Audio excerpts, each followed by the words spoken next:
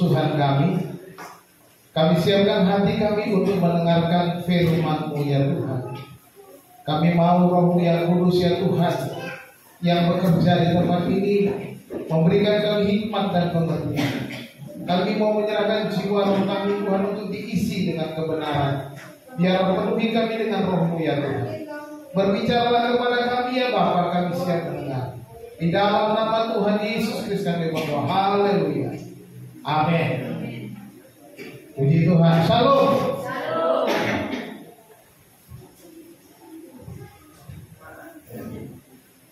Bapak Ibu Saudara dikasih Tuhan, hari ini judul khotbah saya siapa takut ya. Kita akan belajar bersama-sama dari firman Tuhan.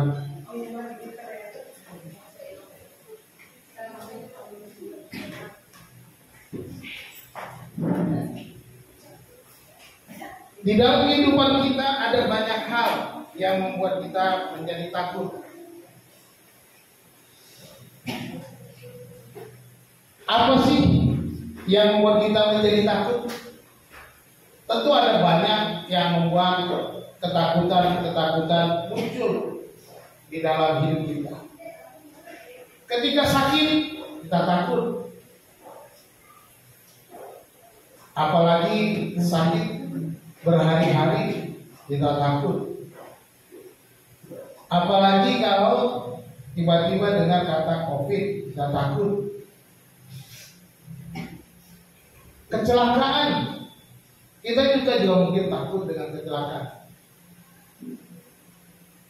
Dan mungkin yang paling kita takuti lagi adalah kematian. Ya, karena sekali saya tanya, siapa yang mau masuk surga?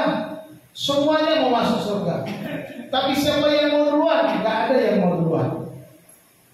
Artinya masih takut mati. Masih takut untuk duluan ke surga. Ya. Ada juga fitnah. Ya, kita difitnah oleh orang-orang di sekeliling kita. Bahkan mungkin kita difitnah oleh teman sekerja, oleh sahabat. Atau mungkin juga kita diancam. Ada ancaman datang kepada kita takut. Berbagai macam ancaman bisa datang ke hadapan kita. Baik melalui orang, lalu berbagai macam cara ancaman. Dan juga tentunya musuh-musuh kita. Ya. Memang kita tidak diajarkan untuk mempunyai musuh. Kita harus mengasihi semua orang.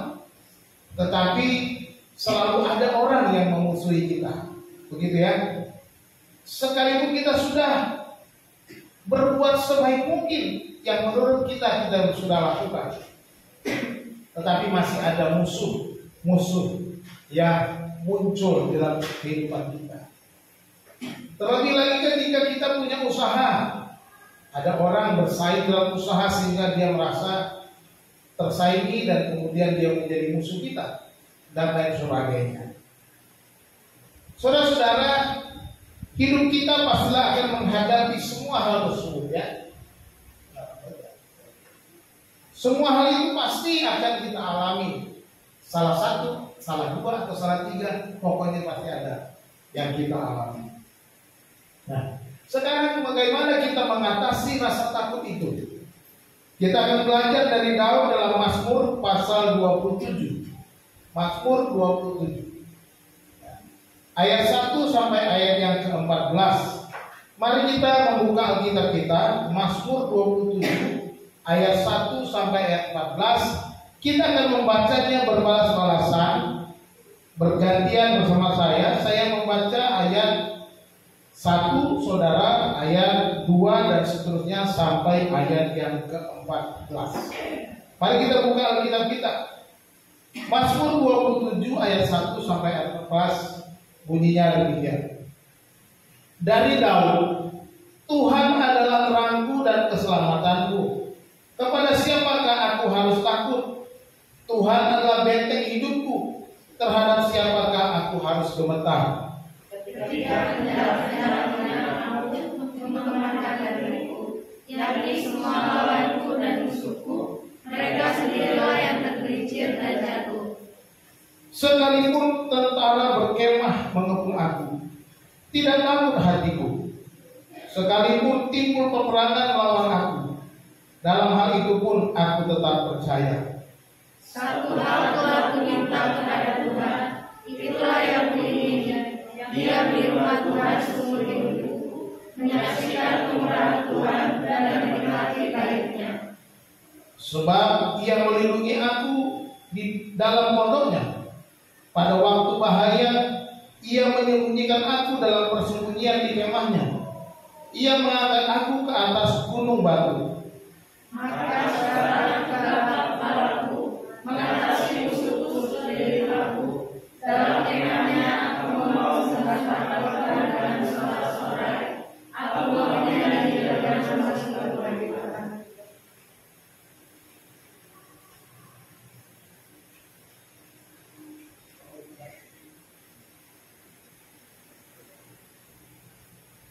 Dengarlah Tuhan seruan yang kusampaikan. Kasihanilah aku dan jawablah aku. Hatiku mengikuti firman-Mu, carilah wajah-Ku, maka wajah-Mu cari ya Tuhan. Janganlah menyembunyikan wajah-Mu kepadaku. Janganlah menolak hamba-Mu ini dengan murka. Engkaulah pertolonganku. Janganlah membuang aku dan janganlah meninggalkan aku, ya Allah penyelamatku. Sekalipun ayahku dan ibuku meninggalkan aku, namun Tuhan menyambut aku. Tunjukkanlah jalan-Mu kepadaku, ya Tuhan, dan tuntunlah aku di jalan yang rata oleh sebab seteruku. Janganlah menyerahkan aku pada hasil lawanku, sebab telah bangkit menyerang aku saksi-saksi kita dari orang-orang yang bernafaskan kelaliman. Sesungguhnya aku percaya akan melihat kebaikan Tuhan di negeri orang-orang yang hidup. Nanti ya Tuhan, kuatkanlah dan tegarkanlah hidupku, ya nantinya berkata-kata. Amin, puji Tuhan. Saudara-saudara dikasih Tuhan, ada 3 kunci, ya. Ada 3 kunci untuk mengatasi ketakutan. Nggak mau ya? Kenapa? Posisinya.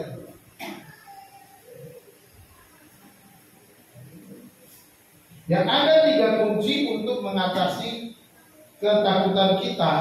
Kalau kita belajar dari Mazmur 27 ini, bagaimana Daud dalam nyanyian pujiannya kepada Tuhan mengungkapkan perasaannya, menyatakan apa yang dialaminya, sehingga dia berkata, aku tidak takut. Ya, bahkan dikatakan, kepada siapakah aku harus takut?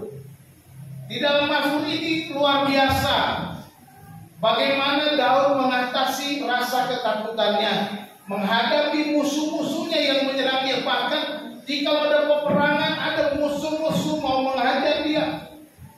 Saudara-saudara, kalau kita melihat Mazmur ini dalam pengalaman Daud, ketika dia membuat, mungkin dia sudah tua, lalu kemudian menceritakan bagaimana Tuhan menolong dia hari lepas hari dari setiap peristiwa demi peristiwa, bagaimana Tuhan menyelamatkan dia, bagaimana Tuhan melepaskan dia, dan dia tidak takut karena dia berharap bergantung kepada Tuhan.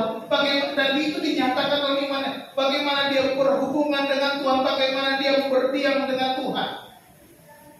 Dan kita akan melihat yang pertama, kunci mengatasi rasa takut adalah beriman akan Tuhan. Beriman ini menjadi kunci utama, kunci pertama dari Daud.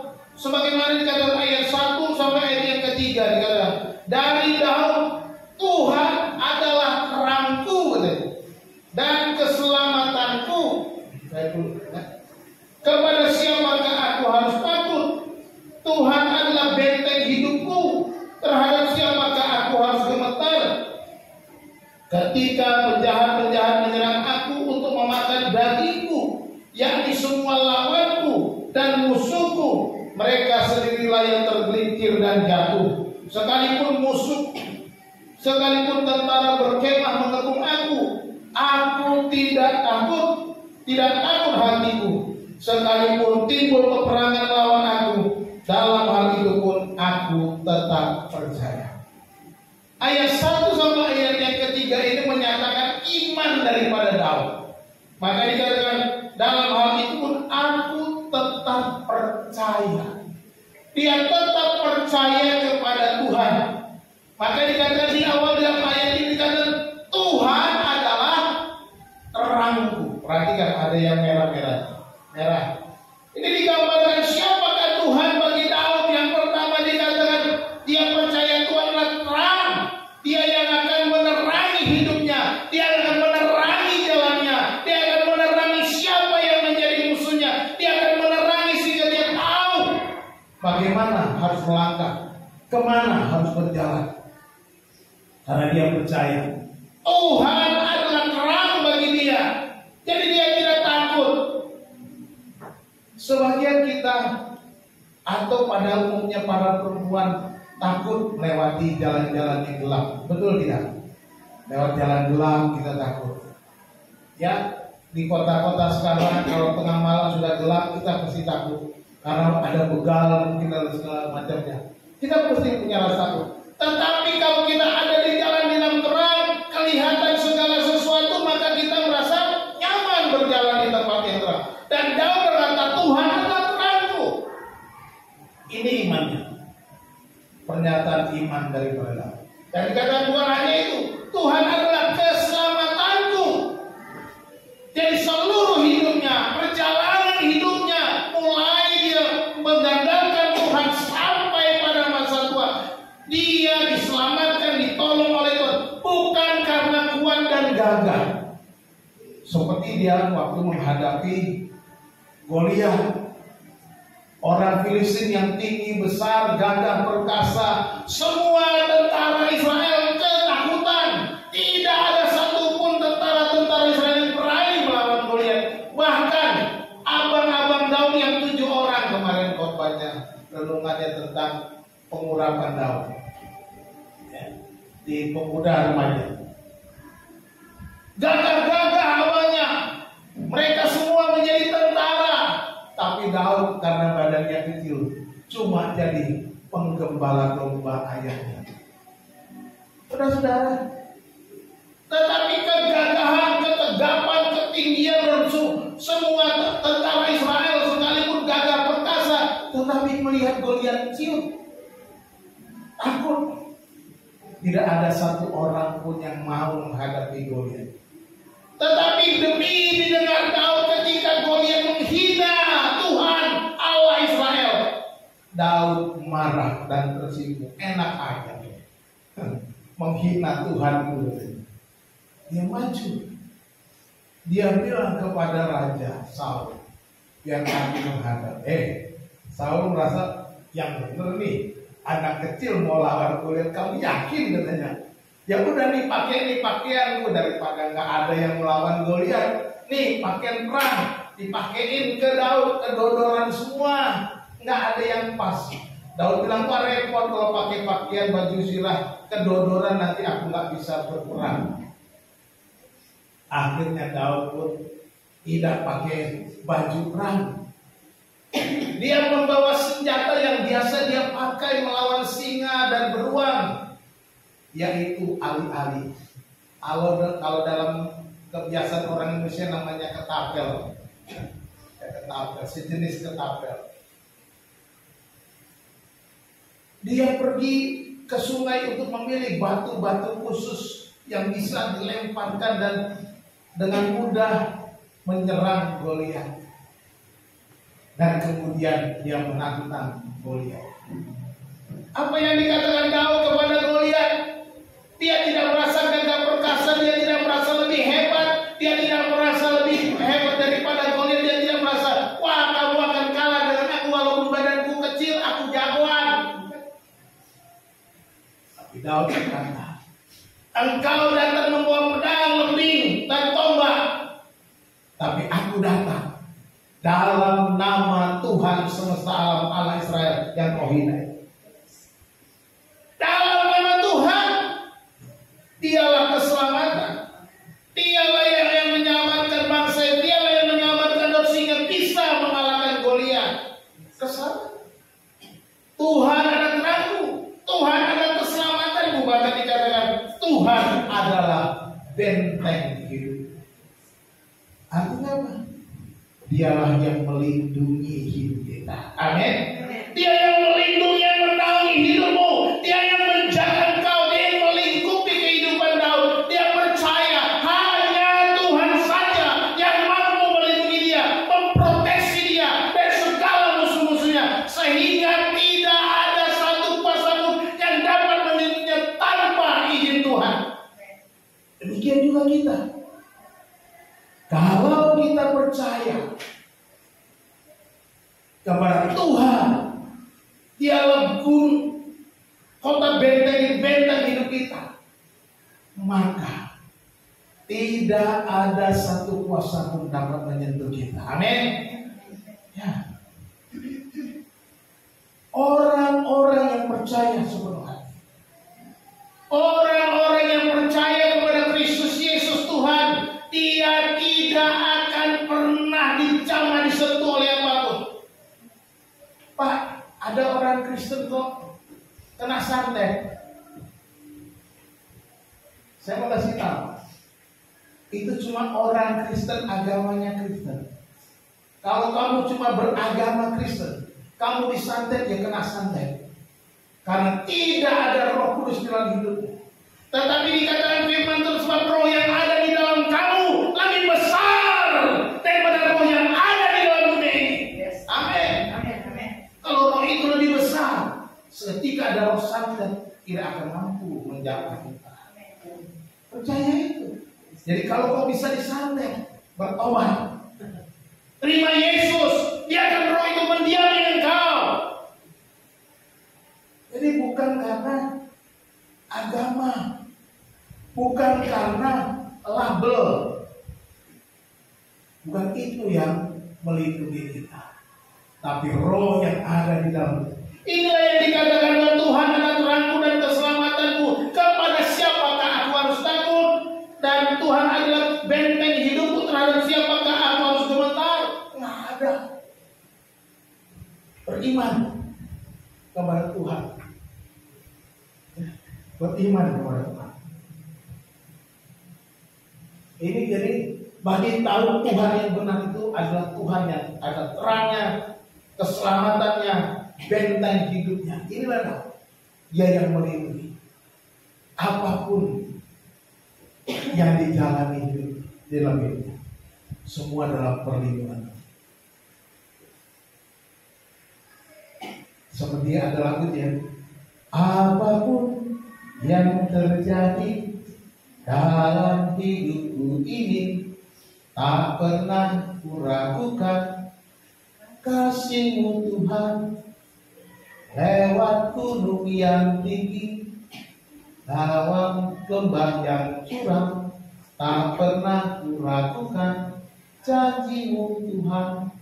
Saudara dikasih Tuhan, siapa Tuhan bagi saudara menjadi penting. Apakah saudara percaya Tuhan hanya label-label saja? Apakah saudara menempatkan Tuhan hanya sebagai pelengkap saja dalam hidup saudara? Jangan.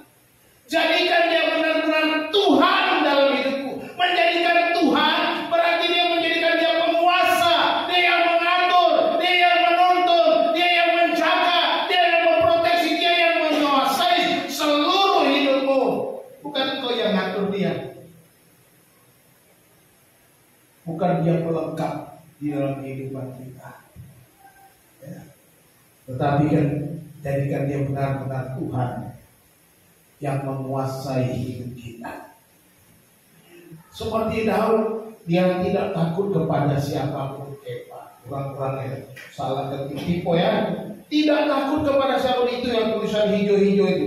Dia tidak takut nih, kalau kita lihat hijau-hijau. Berapa kali dia bilang nih, kepada siapa aku harus takut, terhadap siapa aku harus gemetar.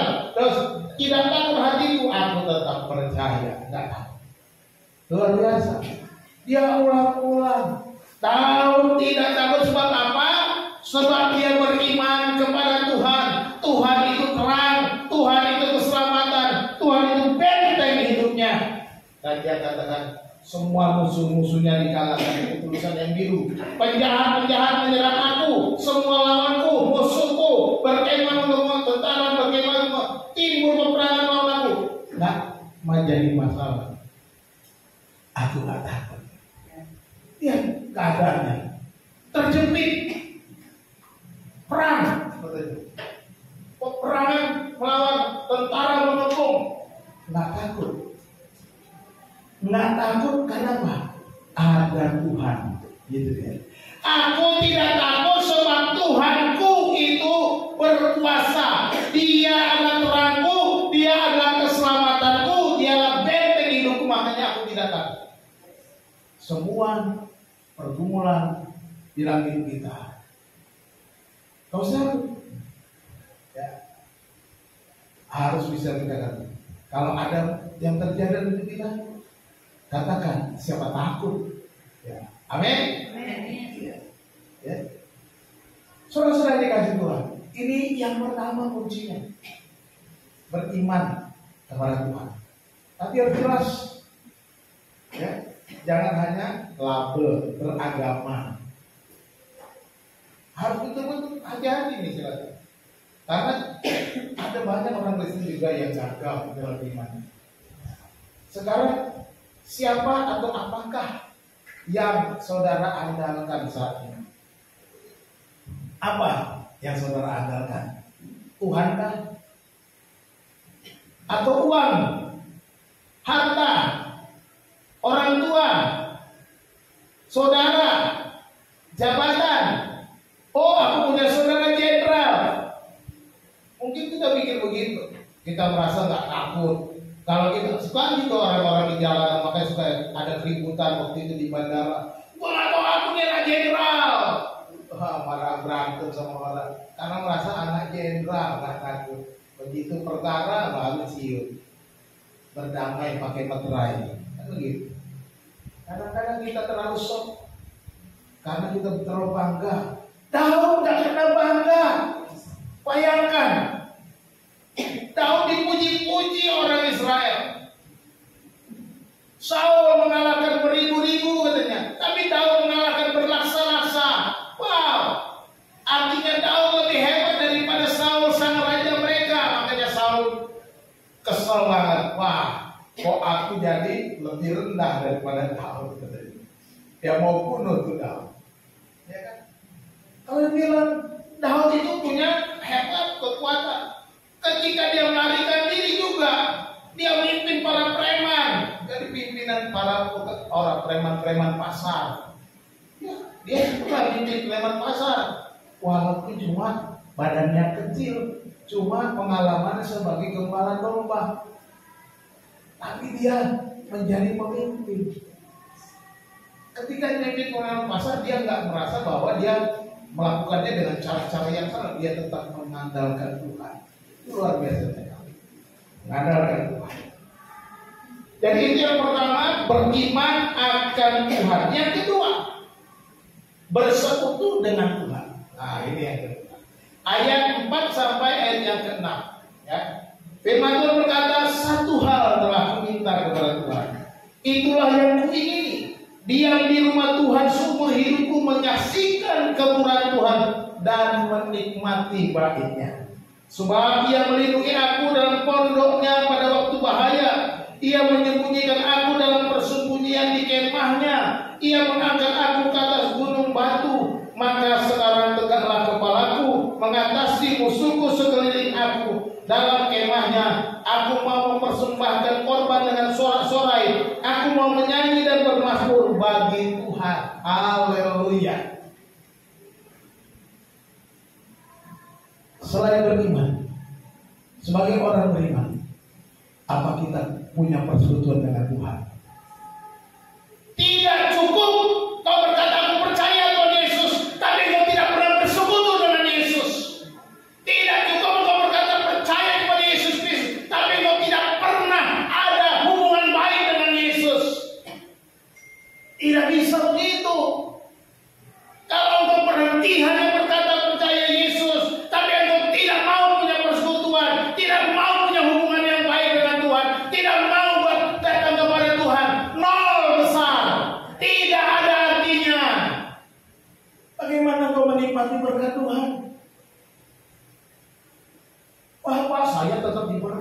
diberkati bagaimana? Kita mungkin hitung-hitungan ya oke lah. Saat ini kita mungkin merasa aman dan nyaman-nyaman saja. Tapi itu menjadi suatu kesombongan. Kenapa? Enggak ikut Tuhan juga saya aman-aman saja kok. Enggak punya hubungan dengan Tuhan saya aman-aman saja kok. Sombong. Itu kesombongan. Kesombongan. Jadi kita harus ikut Tuhan, punya persaudaraan dengan Tuhan. Ya, perhatikan di situ. Dia diam di rumah Tuhan. Satu hal telah ku minta kepada Tuhan, itulah yang ku ingini. Diam di rumah Tuhan seumur hidupku, menyaksikan kemurahan Tuhan. Haleluya. Diam di rumah Tuhan. Artinya apa? Daud tidak lupa bersekutu dengan Tuhan. Daud tidak lupa datang menyembah Tuhan. Daud tidak lupa merendahkan diri di hadapan Tuhan. Daud tidak lupa bergaul dengan Tuhan. Daud tidak lupa hanya di rumah Tuhan dia mendapatkan kenyamanan. Hanya di rumah Tuhan dia mendapatkan kesembuhan. Hanya di rumah Tuhan dia merasa aman dan nyaman. Ini yang dilakukan. Sebab dia melindungi aku dalam pondoknya. Tuhan melindungi Daud di dalam rumah Tuhan. Haleluya. Saudara dikasih Tuhan. Nggak ada gunanya kita punya agama Kristen, label Kristen, bahkan kita ngaku-ngaku orang Kristen, percaya Yesus Kristus, tapi nggak punya hubungan dengan Tuhan. Lupa rumah Tuhan. Lupa beribadah, lupa datang kepada Tuhan, lupa datang merendahkan diri di hadapan Tuhan, lupa untuk menyembah Tuhan. Pak, saya kan juga berdoa di rumah, ya betul. Daud juga orang yang berdoa. Tapi kita belajar hari ini, dia berdiam di rumah Tuhan. Dia berlindung di rumah Tuhan. Apa? Dia mau menyembah Tuhan. Dia tahu dirinya. Dia tahu. Dia tidak mau mengambil bagian-bagian orang lain, tapi dia menyerahkannya dengan merendahkan diri di hadapan Tuhan. Saudara dikasih Tuhan, perlindungan Tuhan dinyatakan saat Daud merendahkan diri, saat Daud datang kepada Tuhan. Dikatakan, sebab dia melindungi aku dalam pondoknya pada waktu bahaya. Ia menyembunyikan aku dalam persembunyian di kemahnya. Ia mengangkat aku ke atas gunung batu. Ya. Di sana Tuhan menaungi kita. Di sana Tuhan menjaga kita. Oleh sebab itu saudara dikasihi Tuhan, jadikan rumah Tuhan tempat kita berteduh. Jadikan rumah Tuhan tempat kita berlindung. Di sanalah kita merasa aman dan nyaman. Ya. Dan kemudian dia memuji Tuhan. Kalau kita lihat ayat 6, maka sekarang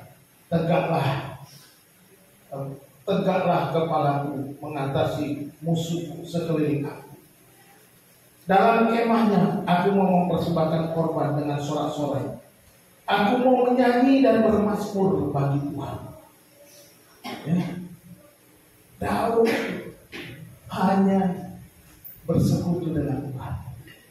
Di dalam penyembahan, di dalam puji-pujian, di dalam mazmur dan nyanyi-nyanyian, haleluya, dia bersorak bagi Tuhan. Dia lupakan semua musuh yang sedang mengejarnya. Dia lupakan semua orang-orang yang mau membunuhnya. Dia lupakan semua. Dia apa? Dia mau berpusat kepada Tuhan. Dia mau fokus kepada Tuhan, menyanyi, memuji Tuhan, bermazmur bagi Tuhan, menyembah Tuhan, meninggikan Tuhan. Sebab inilah yang lebih penting dari seluruhnya. Dia tahu itu adalah yang terbaik daripada menyerang dengan tentara, karena Tuhan akan memimpinnya. Suatu kali Daud dan pasukannya pergi meninggalkan kota Siklag di mana keluarga-keluarga mereka ada. Dan kemudian musuhnya datang masuk menyerang Siklag di mana tidak ada Daud dan tentara-tentaranya. Siklag dibakar, dirampok, semua istri anak-anak dizarah dan dibawa pergi. Ketika Daud pulang bersama tentaranya, Daud hampir mau dibunuh oleh mereka dan pasukannya. Mereka marah kepada Daud, tetapi Daud datang kepada Tuhan. Dia datang kepada Tuhan dan bertanya kepada Tuhan, apakah aku harus mengejarnya atau tidak? Daud tidak marah kepada pasukannya. Daud tidak marah kepada Tuhan. Tuhan, bukankah aku sudah kerja baik-baik? Mengapa kota kami dijarah oleh musuh kami? Daud tidak menyalahkan Tuhan, tapi dia berkata, Tuhan, apakah aku harus mengejar mereka atau tidak? Dan Tuhan katakan kejar, dan dia kejar. Akhirnya dia mengalahkan musuhnya dan membawa kembali keluarganya. Saudara-saudara, ini menunjukkan bahwa hubungan dengan Tuhan menjadi penting. Datang menyembah Tuhan menjadi penting. Bukan melangkah dengan seenak udel kita. Bukan melangkah sesuai dengan daging. Waduh, marah, kurang ajar itu orang. Saya mau kejar, enak aja. Mari kita sambung. Tidak. Daud tidak emosi dengan begitu. Merendahkan diri. Tuhan, apakah aku harus mengejar mereka atau berdiam diri? Tuhan bilang kejar, maka dia kejar. Karena kalau Tuhan yang perintah, maka pasti ada kemenangan. Kalau Tuhan beserta, ada kemenangan. Karena itu bersekutulah dengan Tuhan, saudaraku.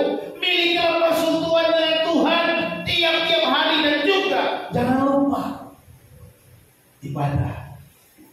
Rumah Tuhan, tempat perlindungan yang nyaman. Saudaraku dikasih Tuhan. Pertanyaannya, kemana saudara pergi saat musuh menyerang?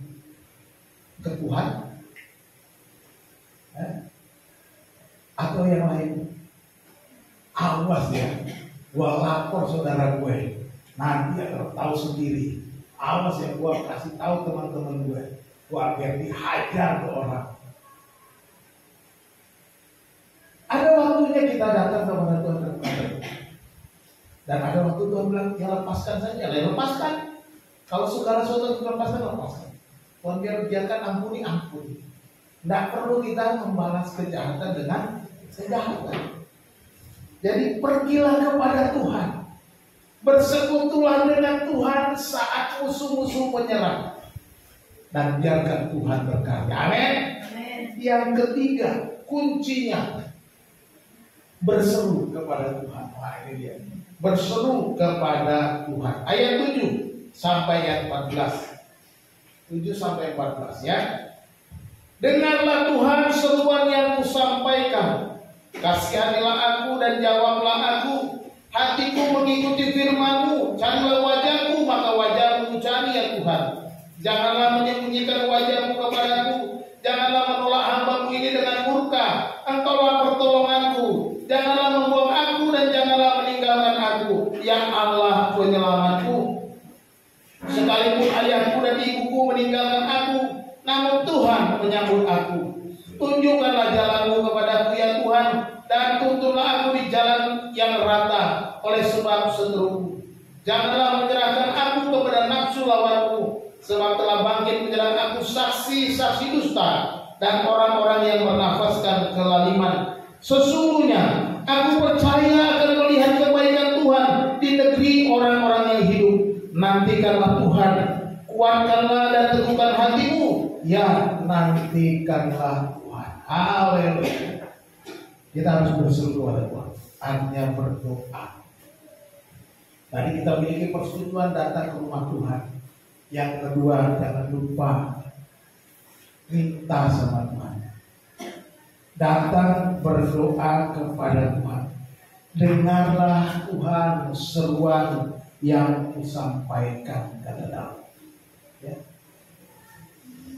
Engkau berfirman, carilah wajahku, maka ku cari wajahmu ya Tuhan. Tunjukkanlah jalanmu kepadaku ya Tuhan. Lalu kemudian dia lagi di dalam dirinya, kuatkanlah dan teguhkanlah hatimu, ya nantikanlah Tuhan. Ini seruan Daud. Doa Daud kepada Tuhan. Doa ketika menghadapi musuh-musuhnya. Doa ketika menghadapi pergumulan-pergumulan di dalam perjalanan hidupnya. Doa yang dinaikkan Daud dengan imannya. Doa yang berseru kepada Tuhan, satu-satunya pertolongan. Saudaraku, kita tahu doa adalah nafas, ya, nafas agar kita dapat bertahan hidup. Ya, seperti nafas, kita harus bernafas supaya bisa hidup. Demikianlah doa sebagai nafas rohani kita.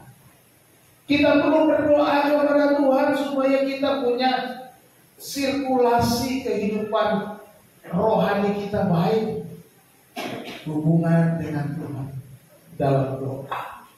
Mari kita jangan lupa untuk datang doa dengan Tuhan. Pak, saya selalu doa tiap-tiap hari. Bagus, puji Tuhan. Pak, saya tidak lupa berdoa setiap malam untuk keluarga saya. Bagus, puji Tuhan, dan lakukan itu terus. Tetapi ada kalanya kita perlu berdoa bersama, saling mendoakan satu dengan yang lain. Supaya apa? Kita bisa menyampaikan pergumulan kita, menyampaikan doa-doa kita supaya orang lain juga bisa mendukung kita dalam doa. Doa menjadi penting. Orang Kristen hidup tanpa doa sama saja orang yang tidak benar. Oleh sebab itu setiap langkah hidup kita serahkan dengan doa. Keluar dari rumah jangan lupa berdoa. Jangan lupa. Jangan mau pergi kemana saja, melangkah saja, kakinya melangkah tanpa doa. Sebelum engkau pergi keluar rumah, duduk dulu sebentar. Tuhan, aku mau mencari rezeki hari ini Tuhan. Sertai langkahku, berkati pekerjaanku hari ini. Seberapapun yang rezeki dan berkat yang kau sediakan, aku akan terima dengan ucapan syukur. Serahkan dulu sama Tuhan. Karena apa? Musuh-musuhmu di luar sana banyak, tantangan banyak, persoalan banyak, ancaman banyak. Jadi jangan lupa berdoa. Anak-anak saya pagi-pagi sebelum berangkat sekolah, saya doa. Berdoa dulu baru berangkat sekolah. Berdoa dulu sebelum berangkat. Bahkan kami terus terang, kalau kami mau pergi ke mall, mau pergi ke pasar, dulu berdoa. Tidak pernah lupa. Ya. Kalau kalian duduk di dalam rumah, di dalam mobil, berdoa dulu. Tadi belum berdoa, ya berdoa di mobil, baru jalankan mobil. Berdoa. Jangan sampai doa itu dilupakan. Doa itu komunikasi penting dengan Tuhan. Doa itu benar-benar penyerahan kepada Tuhan. Ketika kita komunikasi dengan Tuhan dan Tuhan mendengar, Tuhan bekerja berkarya dalam hidup kita, dan Tuhan yang menjadi perlindungan kita.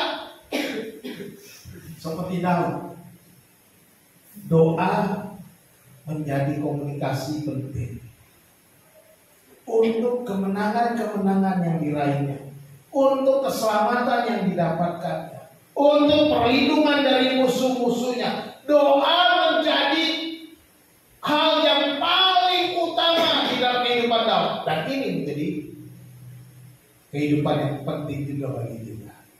Kalau Daud sudah melakukannya, Daud sudah mencontohkannya, Daud sudah menunjukkan keberhasilannya, maka kita juga pasti berhasil dengan doa.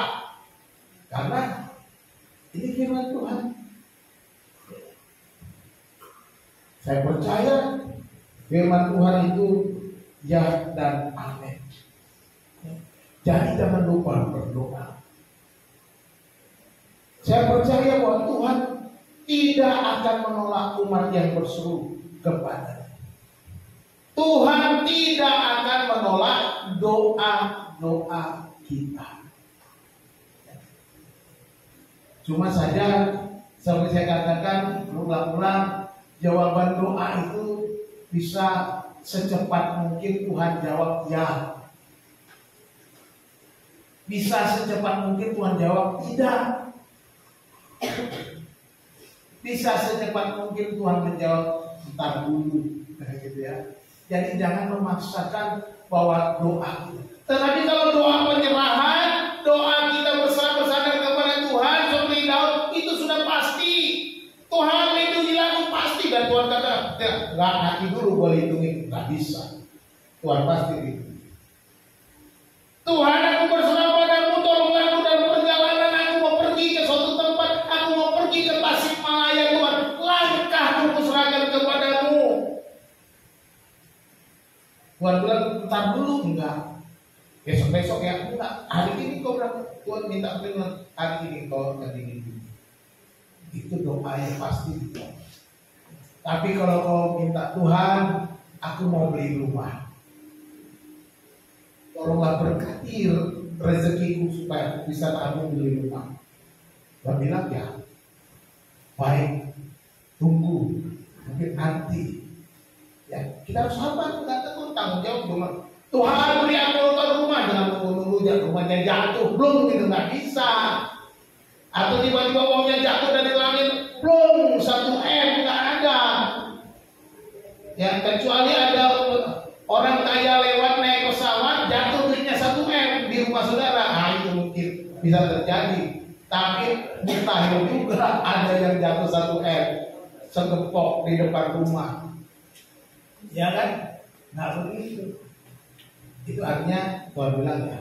Nah, kita berdoa minta beli ini beli itu, tetapi kita malas-malasan. Bagaimana Tuhan mau berkati? Jadi kita harus ada balance. Makanya ada istilah orangnya labora, berdoa dan bekerja. Itu kalau untuk hal-hal yang konsumtif, jangan lupa orangnya labora. Tapi untuk perlindungan Tuhan nggak tunggu-tunggu. Untuk penyertaan Tuhan nggak tunggu-tunggu. Dia segera melakukannya. Dia segera melindungi kita dari musuh-musuh kita. Dia akan melepaskan kita dari segala ancaman, dari segala mara bahaya. Pertanyaannya, sudahkah saudara berdoa kepada Tuhan? Saudara bisa jawab sendiri. Ketika menghadapi persoalan, apakah saudara datang kepada Tuhan, atau saudara tambah stres, atau saudara cari-cari orang lain, cari-cari begini dan begitu? Berserulah kepada Tuhan. Datanglah kepada Tuhan dalam doa-doa saudara ketika saudara menghadapi berbagai macam persoalan musuh-musuh saudara, sehingga saudara akan hidup berkemenangan. Oke, sebagai penutup, ada 3 kunci untuk mengatasi rasa takut. Yang pertama, beriman. Ya. Itu yang pertama, beriman. Ya. Kenali Tuhan dengan benar. Kenali Tuhan dengan benar. Apakah kita sudah kenal Tuhan? Seperti Daud, Tuhan adalah terangku, keselamatanku, benteng itu. Kenali Dia dengan baik. Atau saudara belum kenal sama Tuhan Yesus? Ya. Jadi hal yang pertama supaya kita punya iman yang benar, kenali Dia benar. Bagaimana mengenal Tuhan? Setialah dalam pengajaran dan membaca Alkitab ya. Setia dalam pengajaran dan membaca Alkitab. Jangan lupa, kita tidak akan pernah mengenal Tuhan dengan baik kalau kita nggak mau baca Alkitab. Mengenal Tuhan itu dengan baca firman. Ya. Di sini kita bisa mengenal seperti sekarang. Oh, kita tahu bahwa Tuhan itu terang, Tuhan itu keselamatan, Tuhan itu benteng hidup. Wah, kita tahu sekarang. Banyak lagi yang kita belum tahu. Ketika kita belajar firman Tuhan, makin kita belajar Alkitab, makin kita, wah, ternyata banyak hal yang kita belum tahu. Ya. Jangan merasa udah pintar, udah lulus. Enggak, saya aja belum lulus. Belum lulus pengenalan akan Tuhan. Belum. Sampai nanti ketemu Tuhan Yesus di surga baru lulus. Udah, oh begini ternyata Tuhan. Baru sempurna. Ya. Nah, kalau sekarang selama di dunia kita nggak lulus, belum sempurna, masih terus banyak belajar. Yang kedua bersekutu. Ya. Lalu jangan lalai bersekutu di rumah Tuhan. Nah, jangan lupa, jangan lalai, ya. Di rumah Tuhan, ini kuncinya seperti dalam dia pergi ke rumah Tuhan, berlindung di dalam rumah Tuhan, di dalam kemahnya. Setia dalam hubungan yang kudus dengan Tuhan. Ya. Punya hubungan yang kudus, jadi tidak cukup beriman tanpa ada hubungan baik dengan Tuhan. Nggak ada gunanya tanpa ada ibadah, tanpa penyembahan, tanpa merendahkan diri. Ketiga, berseru kepada Tuhan. Ya. Berdoalah dan mintalah pertolongan Tuhan di dalam pergumulan-pergumulan.